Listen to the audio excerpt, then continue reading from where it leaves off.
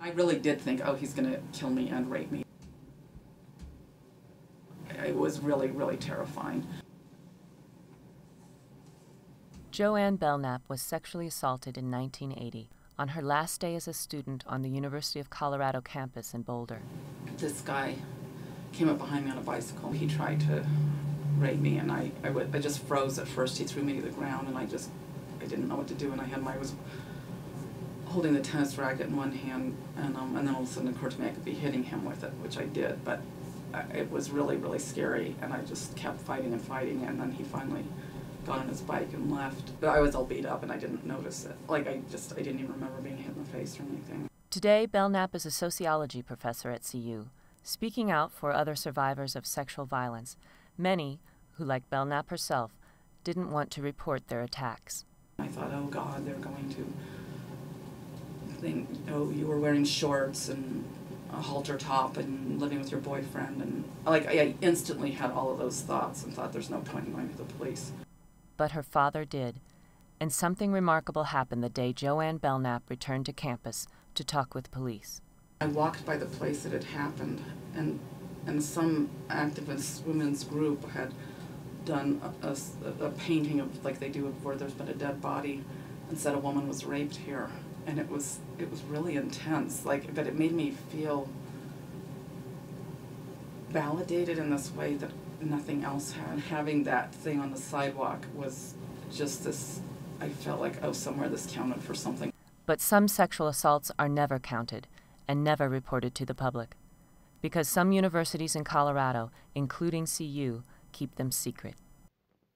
We are confidential. We can't tell anybody anything. Mary Friedrichs directs CU's Office of Victim Assistance. Last school year, some of her clients said they'd been victims of the date rape drug during the same month at the same fraternity. But Friedrichs says Colorado law prevents her from naming the fraternity or giving police any other information about the alleged crimes. That frustrates law enforcement officials, including Boulder District Attorney Stan Garnett. The possibility that there could have been repeated assaults at a particular fraternity house or anywhere else that somebody felt they couldn't report to the police is an issue that would be of great concern to us. I mean, I always feel like we need to do what victims need to do, but we also need to protect other people as well. And I can't come up with a rationale. I'm sure they have one, but I just can't come up with one when you don't have to give somebody's name in particular. I don't know why that wouldn't be reported. Confidentiality is the foundation of what we do. Otherwise, our clients will not be safe to come to us. The greater good is so important of maintaining confidentiality for victim survivors that we put up with that kind of frustration. I mean, I understand where people are coming from in terms of saying, wait a minute, you have that information and you're not telling anyone.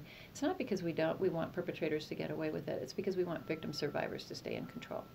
In this case, Colorado law favors protecting victims over preventing more people from becoming victims. But the law may need a closer look, Garnett says. The concern of my office is in making certain that we can protect victims and can prosecute the cases that should be prosecuted. And to be able to do that requires our ability and the police department's ability to get the information that we would need to develop admissible evidence to support a case. It just isn't that simple. It's much more complicated than most people understand. Everybody involved is acting in good faith and acting professionally and trying to do the right thing. What we're trying to do is figure out, is there a way that everybody can do their job well, but the right information can be developed to pursue